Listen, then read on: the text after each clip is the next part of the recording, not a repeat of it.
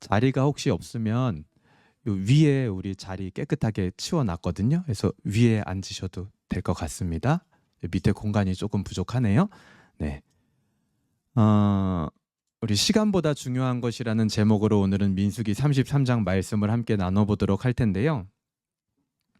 여러분이 시간이라는 것은 우리 인생에서 굉장히 중요한 개념인 건 확실한 것 같습니다. 그렇죠?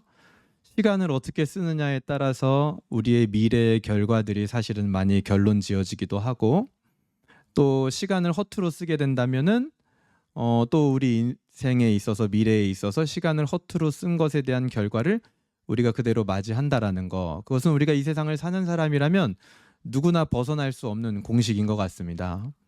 그리고 그 누구도 사실은 뭐 시간을 어떤 사람보다 더 갖는다든지 덜 갖는다든지 그런 사람은 없는 것 같아요. 우리 모두에게 하루는 몇 시간?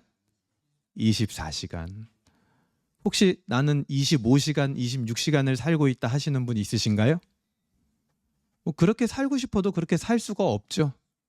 우리 모두에게는 24시간이라는 하루의 시간이 공평하게 주어져 있습니다.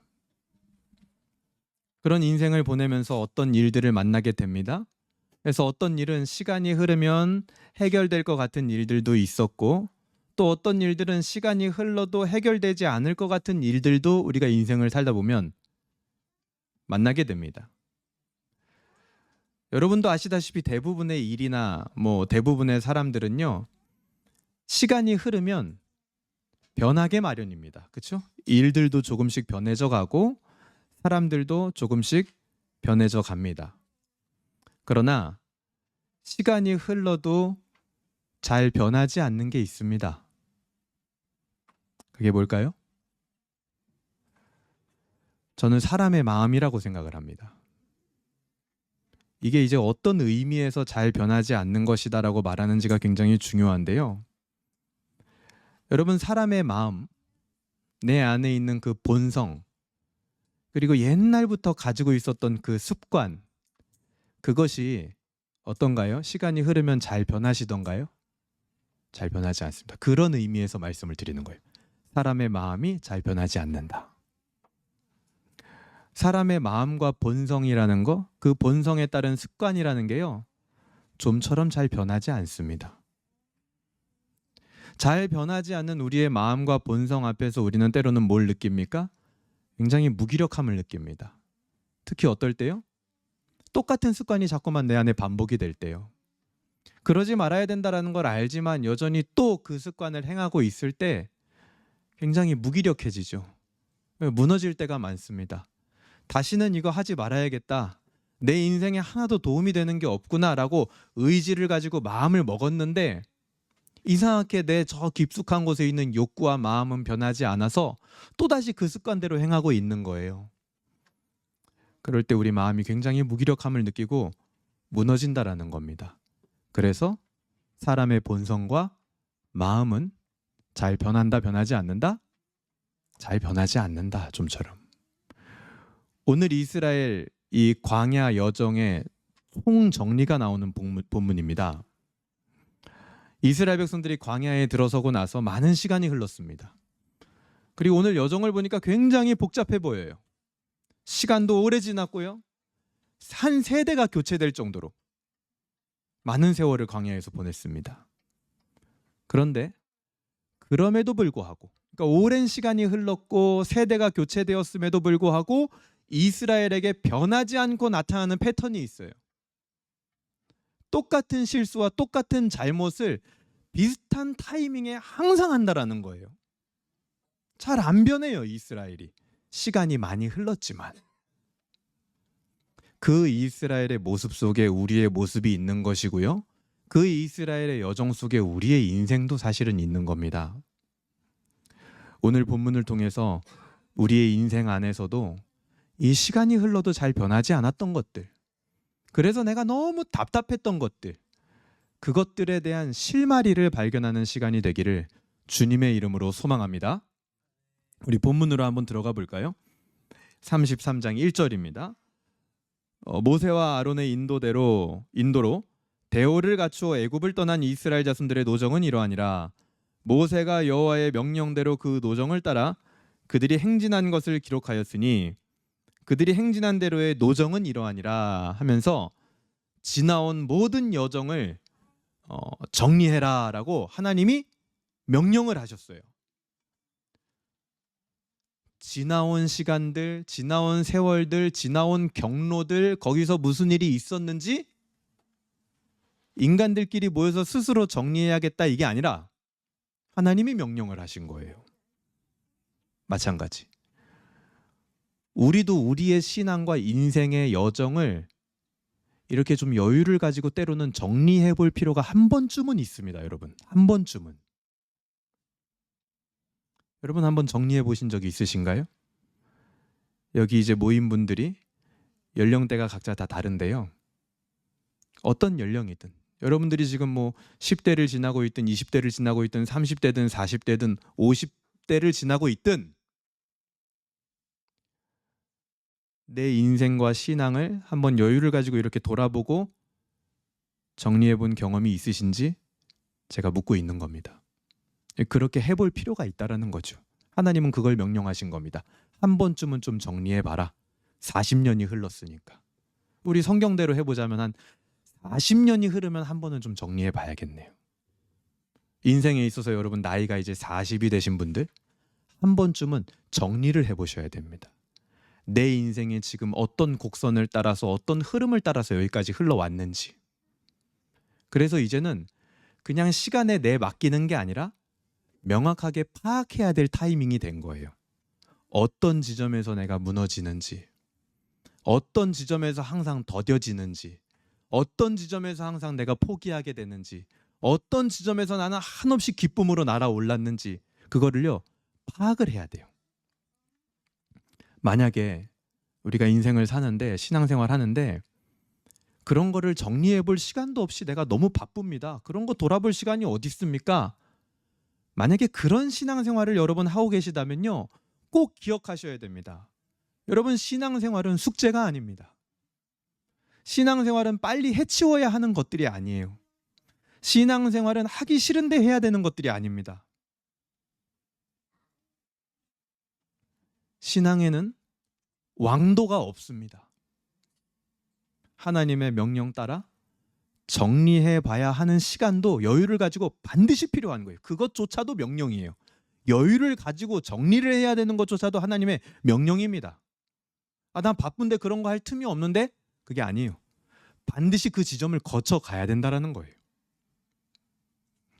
하나님이 함께 하셨던 신앙과 삶을 정리해 볼 때 우리는 나의 부족한 점, 보완되어야 할 점 뿐만 아니라 감사한 일들을 더 선명하게 느끼실 수 있을 겁니다. 그렇게 이스라엘에게도 명령이 떨어진 겁니다. 너희들의 지금까지 여정을 정리해봐라. 그리고 나서 이제 3절부터 49절까지 엄청나게 길게 이스라엘이 지금까지 거쳐왔던 광야의 수많은 곳들이 소개가 됩니다. 총 몇 군데냐면 42군데예요. 광야를 40년을 있었는데 이사를 42번 다녔습니다. 어떻게 그런 인생을 살았을까? 진짜 대단하다 싶죠, 그렇죠? 정말 힘들었을 것 같아요. 이렇게 많은 장소를 거쳤나 싶을 정도로 광야에서 정말 바쁜 시간을 보냈습니다. 그 각각의 장소를 소개할 때 본문에 반복되는 표현이 있는데요. 이렇게 표현이 돼요. 어디 어디를 떠나 어디 어디에 진쳤다. 오늘 이게 계속 반복이 되거든요. 그런데 가끔씩 오늘 본문에 이 패턴을 벗어나는 부분이 있어요. 어디 어디를 떠나 어디 어디에 진쳤다. 대부분 다 이렇게 표현이 돼 있는데 이렇게 표현이 안 된 장소도 있습니다. 왜 그렇게 했을까요? 성경을 읽는 독자들에게 그 부분이 눈에 띄게 만드는 거예요. 다른 부분들은 다 똑같이 반복을 해요. 그런 건 오히려 눈에 안 띕니다. 근데 그 반복되는 와중에 하나가 딱 반복이 안 돼 있다. 오히려 눈에 띄죠. 오늘 우리가 눈여겨봐야 되는 곳이 그 지점이에요. 거기에 오늘 본문의 메시지가 담겨 있는 겁니다. 그 중에 첫 번째가 3절에서 5절이에요. 광야 여정을 시간으로 나눠보자면 이 3절에서 5절은요. 과거에 해당하는 사건입니다. 처음 시작 때 있었던 일이에요.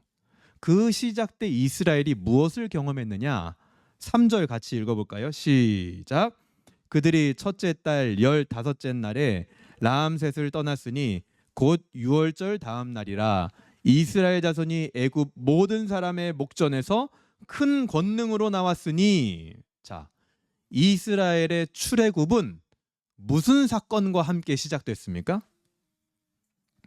6월절 사건으로 시작이 됐어요. 4절에 보시면 애굽인은 여호와께서 그들 중에 치신 그 모든 장자를 장사하는 때라. 여호와께서 그들의 신들에게도 벌을 주셨더라. 이렇게 말합니다. 하나님은 이스라엘을 6월절 짐승의 피로 지키시고 애굽인들의 장자와 그들이 섬기던 모든 신들을 심판하셨습니다. 그래서 이스라엘 스스로도 자신들의 이 광야 여정, 신앙의 출발에 대해서 뭐라고 표현하냐면 이렇게 표현해요. 우리가 큰 권능으로 나왔다. 이렇게 기록하고 있죠, 지금. 큰 권능으로 나왔다. 큰 권능으로 나왔다라는 말은요, 원어로 보면 손을 들고 나왔다 이 말하고 똑같은 거예요. 손을 들고 나왔다. 우리 학생들은 오해하지 마세요. 손 들었다고 해가지고 벌 받는 게 아닙니다. 주로 여러분들은 이제 손 들어 이러면 이제 벌 받는 거를 많이 연상을 하지만, 여기서 말하면 손을 들고 나왔다라는 말은 의기양양하게 나왔다 이 말이에요. 이렇게 나온 거예요. 이렇게. 이게 아니라 이렇게 나온 거예요. 의기양양하게 이스라엘이 나왔다라는 그 의미의 표현이 뭐냐? 큰 권능으로 나왔다. 이것이 이스라엘의 광야 여정, 신앙의 시작의 모습이었습니다. 처음부터 그들은 승리한 군대의 모습이었어요. 1절에서도 뭐라고 했습니까? 모세와 아론의 인도로 대오를 갖추어 애굽을 떠났다 이렇게 말하죠. 여기서 대오를 갖추었다라는 게 이스라엘의 군대로서의 정체성을 보여주는 거예요. 군대가 갖추는 대오를 말하는 겁니다. 그런데 그냥 군대가 아니라 승리한 군대로 시작을 했다라는 거죠. 그리고 승리한 군대를 넘어서 하나님의 군대로 이제는 가나안 땅에 들어갈 것이라는 거예요. 그것이 이스라엘의 정체성이고 신앙 여정의 시작이었습니다. 여러분, 이게 먼 나라의 얘기가 아닙니다. 우리의 신앙의 시작이 이와 같다라는 거 여러분 잘 알고 계십니까? 그거를 기억하셔야 돼요. 그래서 우리가 정리를 해봐야 된다니까요. 나의 신앙의 시작도 이 이스라엘 백성들과 똑같이 승리한 군대의 모습이었어요. 우리는 이미 승리한 자들입니다. 지난 민수기 32장의 말씀과 같이 우리는요, 승리라는 결론이 이미 내려진 사람들이란 말이에요. 그 결론을 일단 점 찍고 시작한 거예요, 우리 신앙생활이. 그리고 하나님 나라를 위해 살아가는 하나님의 군대로 부름을 받은 겁니다. 이미 승리부터 맛보고 시작한 군대라는 거죠. 여러분 어때요? 여러분 실제로 그렇게 살아가고 계십니까? 승리를 맛본 군대처럼 살아가고 있습니까? 아니면 실패가 있을까 봐 두려워서 벌벌 떠는 군대처럼 살아가고 계십니까? 여러분, 우리가 지금 이렇게 모여서 드리는 예배 있잖아요. 예배. 이 예배라는 것 자체도 뭡니까 사실? 예수 그리스도의 십자가와 부활의 그 승리를 믿는 자들이 그 감격에 겨워서 함께 모여서 찬양하고 기도하고 말씀을 상고하며 하나님 앞에 영광 돌리는 거란 말이에요, 예배가. 그러니까 예배라는 것 자체가 결론이 난 사람들이 함께 모이는 겁니다. 결론이 나서 그것이 너무 감격스러워서 감격에 겨워서 모여서 하나님 앞에 영광 돌리는 게 예배란 말이에요. 여러분, 그게 우리의 정체성입니다. 우리의 예배가 그런 예배 되기를 소망합니다. 누가 억지로 잡아 끌어서 드리는 그런 예배가 아니라 정말 소망하고 감격하고 기다리는 시간이고, 모든 것이 그래서 이 예배 시간을 중심으로 내 삶을 구성하고 준비하고 기다리는 그런 시간. 예배가 있기 때문에 토요일에 모든 스케줄을 정리하고, 예배가 기다려지기 때문에 주일날은 오히려 더 눈이 일찍 떠지고, 예배 가는 길도 즐겁고 예배 끝나고 돌아오는 길도 즐겁고, 그게 우리 예배란 말이에요. 그게 승리를 보장받은 군대의 모습이란 말이에요. 그게 이스라엘의 유월절처럼 우리 신앙의 시작이고 정체성이라는 것을 여러분 잊지 마시길 바랍니다. 내가 그리스도의 십자가로 승리한 존재라는, 잘 들으세요.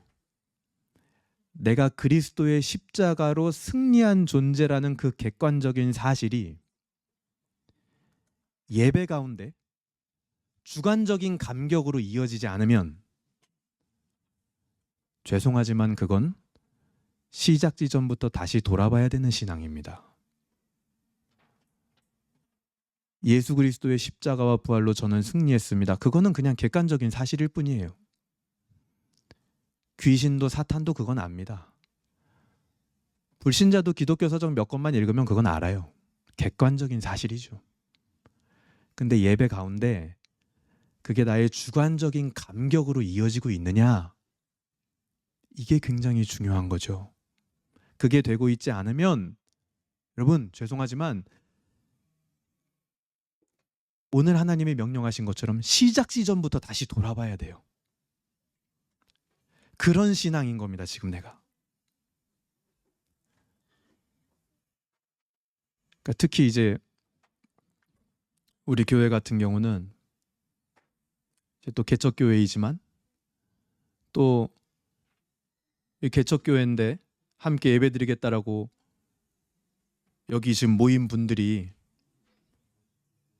또 막 그냥 또 오신 분들은 아니에요. 한 명 한 명 보면 다 과거에 열심히 또 다른 지역 교회를 섬기셨고 또 하나님을 향한 막 뜨거운 마음이 있어서 많은 일들을 또 해보셨던 분들입니다.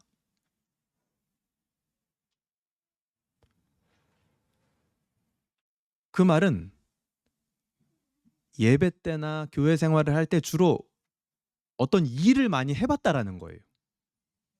뭘 하던 사람들이라는 겁니다. 그런데 오히려 무엇 하던 사람들이 자신의 예배의 상태를 점검하지 못하는 경우들이 굉장히 많아요. 그게 이제 사역자들이 빠질 수 있는 치명적인 오류죠. 왜냐하면 사역자한테는요, 그 누구도 점검하지 않아요. 너 예배 제대로 드렸는지. 그렇죠? 여러분 뭐 저한테 점검하시겠습니까? 목사님 갑자기 어느 날 저한테 전화 와가지고 목사님 이번 주 은혜 받으신 거 지금 적용 잘하고 계십니까? 뭐 누가 점검하겠어요? 숨을 수 있죠. 저는 사역자들은 다 그렇습니다. 숨을 수 있어요. 교회에서 봉사하는 자들, 예배를 섬기는 자들은 다 숨을 수 있습니다. 리더를 했던 사람들 다 숨을 수 있어요. 점검을 안 하기 때문에. 여러분들 아마 다 무언가를 섬겨보셨던 분들일 겁니다. 근데 그렇게 섬겨보셨던 분들이 딱 무언가를 안 해보는 순간부터 뭐가 드러나냐? 내 주관적인 예배의 상태가 드러나는 거예요. 안 해보면, 아무것도 안 시켜보고 그냥 예배만 드려봐라 해보면 한 6개월 안에 주관적인 내 예배의 상태와 신앙의 실력이 다 드러납니다. 내가 어떻게 예배하고 살고 있었는지, 예배에 대한 나의 마음이 무엇이었는지, 정말 내 신앙의 시작을 승리한 군대로서의 정체성을 가지고 신앙생활하고 있었는지 다 드러납니다. 그것을 하나님은 반드시 점검하기를 원하시는 거예요. 그렇게 이스라엘 백성들의 신앙이 시작이 됐습니다. 그리고 나서 5절부터 이제 다시 여정이 쭉 소개가 돼요. 어디를 떠나 어디에 진쳤고, 어디를 떠나 어디에 진쳤고, 어디를 떠나 어디에 진쳤고 하다가 어디서 멈추냐면 9절에서 딱 멈춥니다. 9절 읽어볼까요? 9절 시작. 마라를 떠나 엘림에 이르니 엘림에는 샘물 12과 종려 70그루가 있으므로 거기에 진을 치고. 그쵸? 여기에 뭔가 이렇게 묘사와 서술이 많죠. 이 엘림이라는 곳은 사연이 있는 곳입니다. 이스라엘 백성들이 홍해를 건너면서 출애굽을 하고 처음 3일 동안 물을 못 마셨어요. 얼마나 고생스러웠겠습니까? 그러다가 도착한 곳이 마라라는 곳이었습니다. 마라. 거기에 보니까 물이 있는 거예요. 그래가지고 그 물이 있어서 이제 먹으려고 딱 보니까 쓴 물이었대요. 쓴 물. 그러니까 뭐 먹을 수 없는 물을 말하는 거겠죠. 그래서 막 이스라엘 백성들이 이 불평불만을 하니까 모세가 기도를 했습니다. 그래서 그 마라의 쓴물이 단물이 되어지는 것을 이스라엘 백성들이 경험을 합니다. 그리고 거기서 감사하게 물을 마시죠.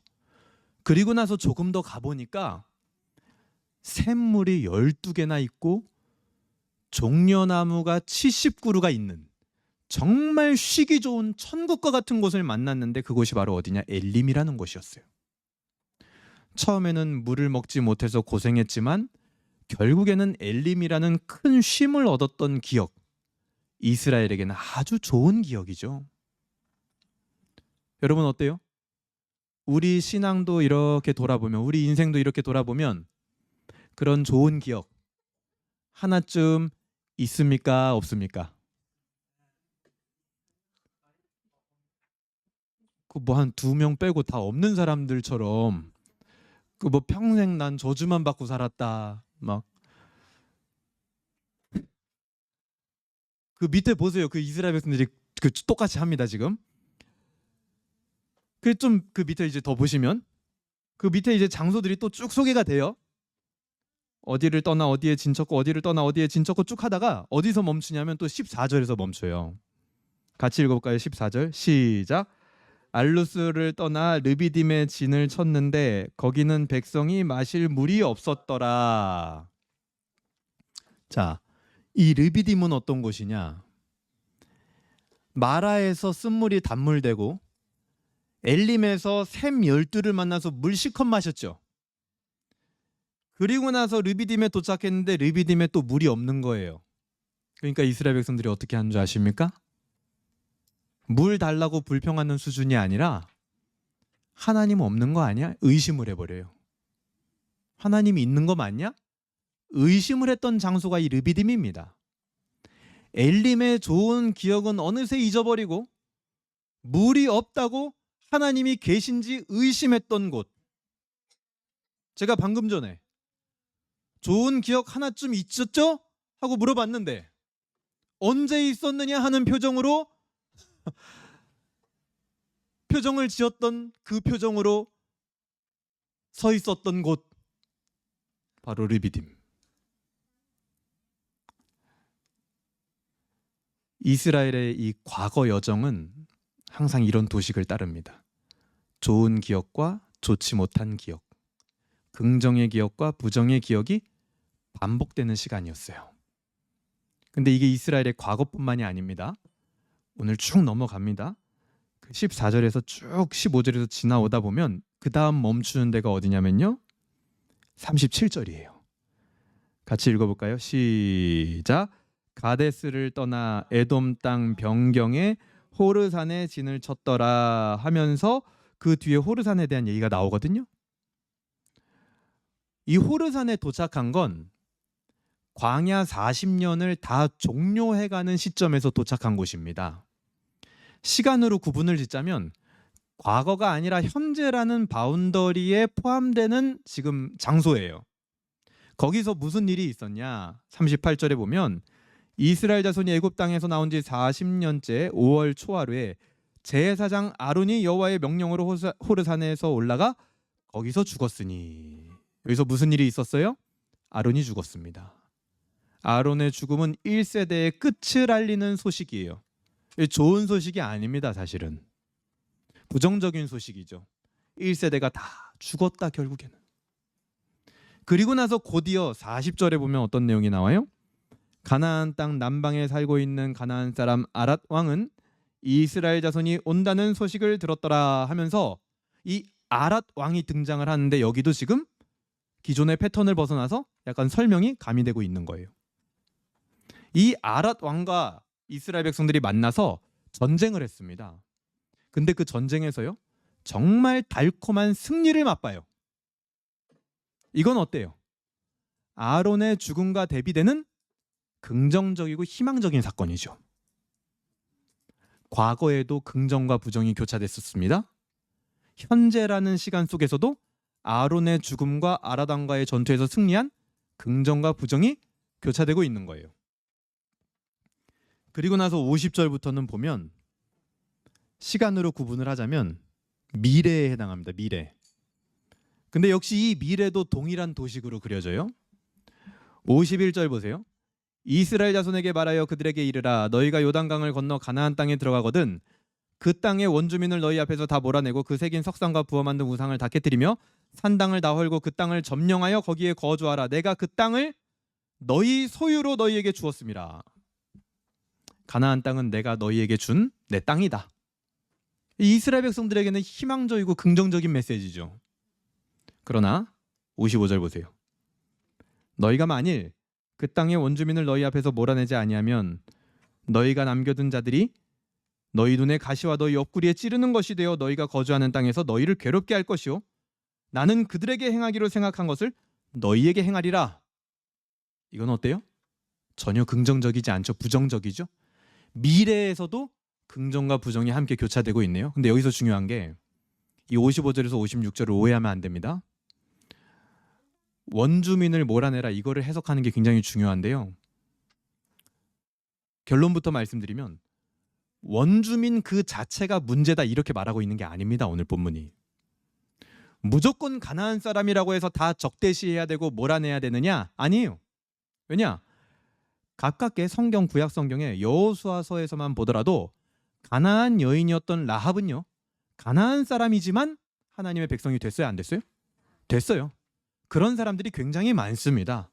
그래서 여기서 이 원주민을 몰아내라라는 것은 해석적으로 볼 때 그리고 구약 성경 전체로 볼 때 원주민 자체를 문제 삼는 게 아니라 그들이 섬기는 신들, 우상들이 문제라는 거예요. 우상과 그 우상을 섬기면서 하는 가증스러운 행동들이 문제였다라는 거죠. 인신제사를 드리고 피해 복수를 하고 폭력을 행하고 남의 것을 빼앗고 그런 모든 죄와 사망의 방식들 그런 것들을 너희는 하면서 살지 말아라. 그런 것들을 너희 안에 타협하지 말아라 라고 이야기를 하는 겁니다. 근데 만약에 그렇게 하면 어떻게 된다? 56절처럼 된다. 그들이 당할 운명을 니들이 당하게 될 거다. 너희의 운명이 우상을 섬기는 자들의 운명이 될 것이다. 부정적인 메시지죠. 미래에도 똑같이 이와 같은 도식으로 이스라엘의 미래가 묘사가 됩니다. 오늘의 전체 이야기를 보면요. 사실은 역사적인 측면이나 의미적인 측면에서 보면 여기에 나와 있는 사건들보다 더 중요한 사건들이요. 굉장히 많아요. 예를 들면은 시내산 언약 사건 중요하죠. 근데 오늘 여기 나왔나요? 안 나왔어요. 그리고 또 부정적인 사건으로 대표되는 것 중에는 정탐꾼 보낸 거.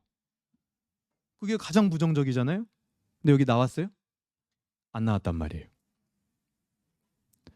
그런 굵직굵직하고 중요한 사건들을 다루지 않는 것은 오늘 본문이 우리에게 그 개별 사건들이 가지는 중요성보다 좀 다른 이야기를 하고 싶은 거예요. 그래서 그런 굵직한 이야기는 일부러 안 다루는 겁니다.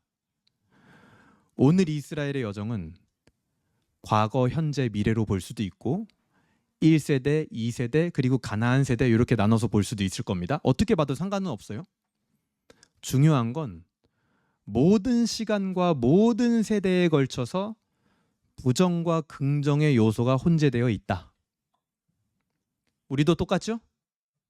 우리 인생에서도 부정적인 요소가 있으면 긍정적인 요소가 있었을 것이고 긍정적인 요소가 있었으면 반드시 부정적인 요소가 있었을 겁니다. 하나로 도배된 인생은 없을 거예요, 아마. 이 세상 모든 사람이 그럴 겁니다. 그런데 그 가운데 오랜 시간이 흘렀지만 이스라엘 백성들은 여전히 똑같은 실수를 계속 반복한다라는 거예요. 계속해서 부정적인 요소를 자기의 삶으로 끌어당기는 행동을 했단 말이에요. 분명히 잘못인지 알고 있음에도 또 저지른단 말이에요. 세대가 바뀌고 사람이 바뀌어도 이스라엘은 여전히 똑같았다라는 거예요. 같은 잘못이 동일하게 반복됐습니다. 그리고 앞으로도 그럴 것임을 분명하게 보여주고 있는 거예요. 즉, 이스라엘의 진짜 문제는 시간이 흐른다고 해서 해결되거나 세대 교체가 된다고 해서 해결되는 그런 류의 문제가 아니라는 것을 오늘 본문이 보여주는 겁니다. 우리의 삶에서 우리가 해결하고 싶은 그 부정적인 여러 가지 문제들 있잖아요. 그건 삶의 고질병들, 습관들. 그게요, 시간이 흐른다고 해서 해결되느냐? 절대 그렇지 않다. 그 얘기를 하고 있는 거예요. 그 시간으로 해결할 수 없다. 그러면은 결혼해가지고 자식 나면은 내 자식 때에는 그게 없어지느냐? 아니다라고 얘기하고 있는 거예요. 성경은. 무섭죠? 우리는 어려움에 봉착했을 때 많은 경우 시간이 지나면 괜찮아질 것으로 기대를 합니다. 근데 정말 시간이 흐르면 문제가 해결되던가요? 그게 정말 해결된 겁니까? 아니면 무뎌진 겁니까? 정말 그 문제가 해결되고 그 어려움이 극복되었는지 같은 문제 앞에 봉착해 보면 나옵니다. 사실은 시간이 해결해 준 게 아니라 그냥 시간은 흘러갔고 그 흐르는 시간 안에서 나는 그 일을 그냥 묻어둔 것일 뿐임을 알게 되는 경우가 다반사죠. 의외로 현대인들은 상당히 많은 경우 이 시간에 의존하는 경향성이 보여집니다. 시간에 모든 것을 의존한다는 것은 다양한 형태로 나타나는데요. 제가 간략하게 한번 이 문화적인 어떤 현상들을 한번 소개를 해봐 드릴게요. 여러분, 존버라는 말 아세요? 아시죠? 그거를 제가 이제 뜻을 어떻게 소개를 할까? 그거 뭐 직접 말할 필요는 없고요. 끈질기게 버틴다 이 말이에요. 그렇죠? 끈질기게 버틴다. 그게 뭡니까? 끈질기게 버티면 언젠가는 쨍하게 해 뜰 날이 오지 않겠느냐 이거거든요. 그거를 정답으로 여겨지는 세상에서 우리는 살고 있습니다. 우스갯소리겠지만요. 어느새 문화가 됐어요. 여러분, 오래전부터 유행했던 말이죠. 이 워라밸이라는 것도 뭡니까? 이게 굉장히 시간적 개념인데요. 일과 삶의 균형, 그 시간을 어떻게 배분하느냐. 그 시간을 적절히 배분하면 가장 내가 행복해질 수 있는 그 균형점이 있을 거다.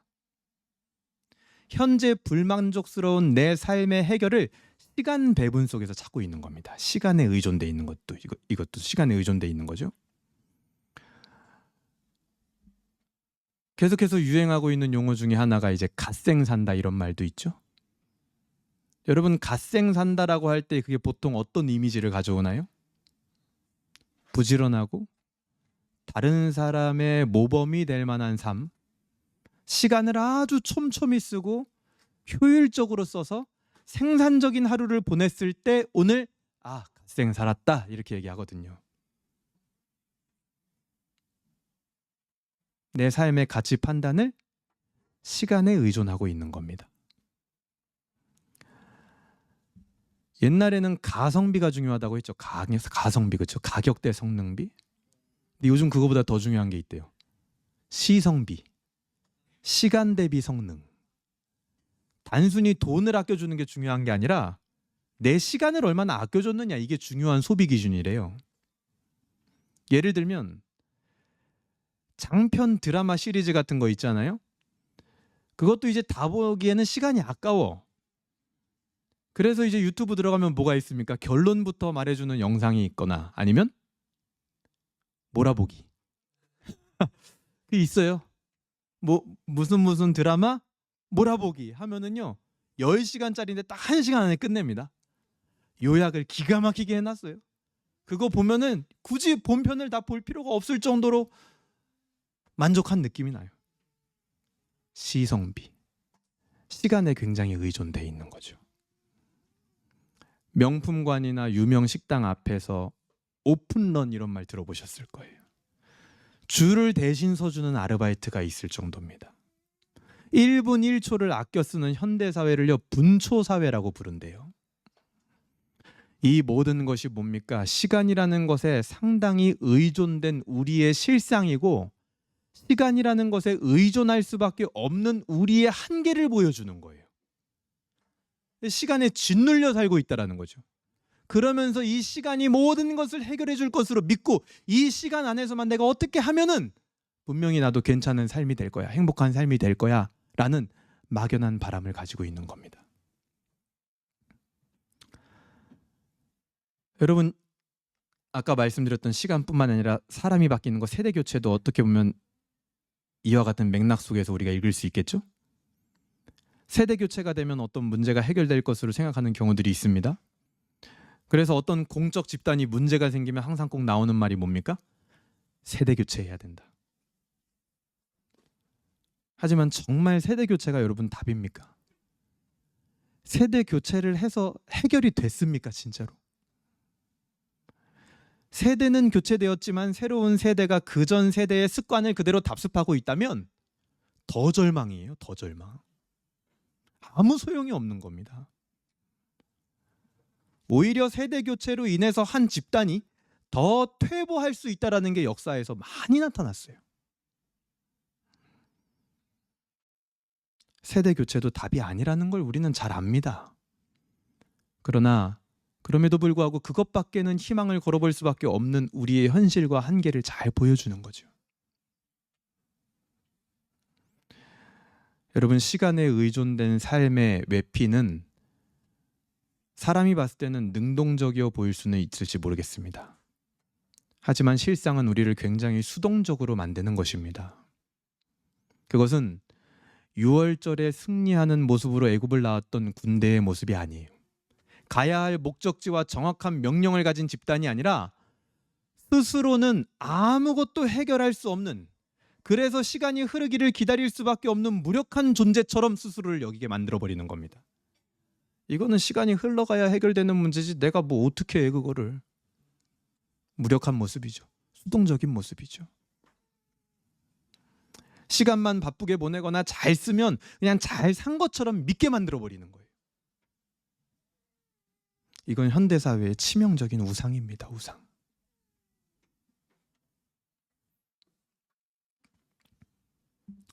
진짜 더 큰 문제는, 만약에 우리가 그럼 이걸 그냥 순응하고 산다. 우리가 어떻게 시간에서 벗어날 수 있습니까? 어쩔 수 없지. 그럼 만약에 이걸 순응하고 살면 어떻게 될까요? 그렇게 살면 그것이 이방인의 삶과 결국 다를 바가 없다라는 겁니다. 이스라엘도 그냥 순응하고 살다가 나중에 역사를 보면 어떻게 됐냐? 결국 하나님을 떠났어요. 자기들이 봐도 차라리 이방신을 섬기는 게 낫겠다라고 결론을 지은 겁니다. 어차피 시간에 쫓기고 시간을 의지하는 것, 사는 것 다 똑같은데 뭐할로 내가 하나님 믿냐? 이러나 저러나 바쁘게 살고, 이러나 저러나 시간에 의지하고, 이러나 저러나 시간에 쫓기면서 사는데 결국 그 문제를 해결하지 못해서 하나님을 떠나게 됐어요. 그럼 그 끝은 어떻게 될까요? 이방인의 운명과 같은 끝을 맞이하게 된다는 거예요. 아까 본문의 마지막 말씀처럼. 여러분 어떻습니까? 우리에게 그런 끝을 피할 수 있는, 시간에서 온전히 자유할 수 있는 방법이 있습니까? 없어요. 우리한테는 없습니다. 그게. 그래서 우리가 맞이하게 될 그 이방인으로서의 운명, 그것을 바꿔주기 위해 이 땅에 오신 분이 예수 그리스도입니다. 그래서 우리 인생 한가운데 예수님이 십자가를 박으시는 거예요. 거기서 우리의 한없이 연약한 인생을 끝내시는 겁니다. 이제는 시간을 의지하는 인생이 아니라, 보세요, 여전히 시간의 제약 속에서 살아가는 건 똑같아요. 그러나 그 안에서 우리가 무엇을 붙잡아야 할지 명확하게 보여주시는 겁니다. 그래서 여전히 부정과 희망이 반복되는 인생이지만 똑같아요. 세상하고 형태는 똑같아요. 똑같지만 중요한 건 그 가운데서 결코 휩쓸려 떠내려가지 않도록, 그래서 이제는 부정과 희망의 반복이 나를 더욱 성숙시키는 시간이 되도록 하시는 거예요. 그 모든 시간들이 주님을 닮아가는 발판이 되게 하시는 겁니다. 오늘 본문에요, 54절을 한번 보고 마무리를 하도록 할 텐데요. 54절 보세요. 같이 읽겠습니다. 시작. 너희의 종족을 따라 그 땅을 제비 뽑아 나눌 것이니 수가 많으면 많은 기업을 주고 적으면 적은 기업을 주되 각기 제비 뽑은 대로 그 소유가 될 것인즉 너희 조상의 지파를 따라 기업을 받을 것이니라. 하나님은요, 굉장히 독특한 방식으로 이스라엘이 땅을 분배하게 하십니다. 그게 뭐예요? 제비뽑기예요. 여러분, 이 제비뽑기라는 방식이 어떤 의미입니까? 하나님의 주권에 모든 것을 맡기겠다라는 의미예요. 이것이 바로 이스라엘이 의존해야 하는 유일한 것입니다. 이스라엘은 시간에 의존하지 않아요. 시간이 흐르면 해결이 될 것이다, 이렇게 수동태로 살지 않습니다. 하나님의 주권에 적극적으로, 능동적으로 의지하는 삶을 사는 게 이스라엘의 모습이어야 하는 거예요. 하나님은 오늘 우리에게도 물어보는 겁니다. 제비를 뽑아서 땅을 얻는 구조, 하나님의 주권을 인정하는 그 구조, 그렇게 살아가는 운명을 너희가 받아들이겠느냐? 아니면 저기 세상 사람들처럼 시간에 얽매여서 시간 흐르기만을 기다리는 그런 수동태로 살아가겠느냐? 우리는 그 둘 중에 하나를 선택해야 되는 겁니다.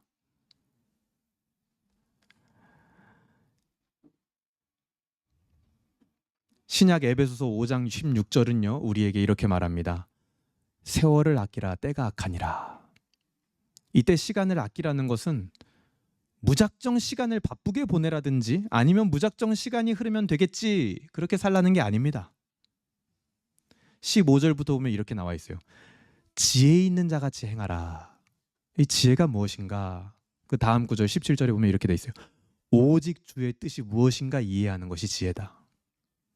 주님의 뜻을 알고 이해하고 깨달아서 그렇게 사는 삶, 그것이 바로 세월을 아끼는 진정한 삶이고 하나님의 주권을 의지하는 삶이고 하나님의 주권을 인정하기 때문에 믿는 자에게만 나타날 수 있는 적극성이라는 거예요. 적극성. 여러분, 이스라엘의 여정과 같이 우리 인생도요, 부정적인 일들과 긍정적인 일들이 혼재되어 있습니다. 그것을 벗어날 수 있는 사람이 누구이겠습니까? 없습니다. 그런 우리의 한계를 인정해야 됩니다. 그러나 그 한계를 진정으로 인정한다면 수동적으로 시간이 모든 것을 해결해 줄 것처럼 살거나 시간을 촘촘하게 바쁘게만 살면 되는 것처럼 하지 말고 우리의 시간의 밀도, 우리의 시간의 질을 여러분 점검하십시오. 하나님과 함께하고 있는가? 하나님과 함께하려는 의지가 충만한가? 하나님의 주권에 의지하고 있는가? 하나님의 주권 안에서 하나님의 뜻을 찾는 데 적극적인가? 이것을 우리가 함께 점검해야 된다는 겁니다. 오늘 말씀을 어떻게 적용할 수 있을까요? 여러분, 시간은 아무것도 해결해 주지 못합니다. 하나님은 시간을 만드신 분입니다. 그 시간 안에서 우리를 살게 하셨습니다. 그 한계 속에서 영원한 하나님을 찾게 하신 거예요. 그러니 시간을 그냥 흘려보내지 말고 그 시간 속에서 하나님의 뜻이 무엇인지 적극적으로 여러분 찾으십시오. 그렇게 살아가는 것이 그리스도인의 운명입니다. 십자가에서 바뀐 우리의 운명이에요. 하나님의 주권 아래서 능동적으로 적극성을 마음껏 가질 수 있는, 그러니까 죄에 얽매이지 않는 자유를 가지고 하나님의 뜻을 찾고 구하고 따를 수 있는 능동성을 가진 운명, 그게 우리에게 있다니까요.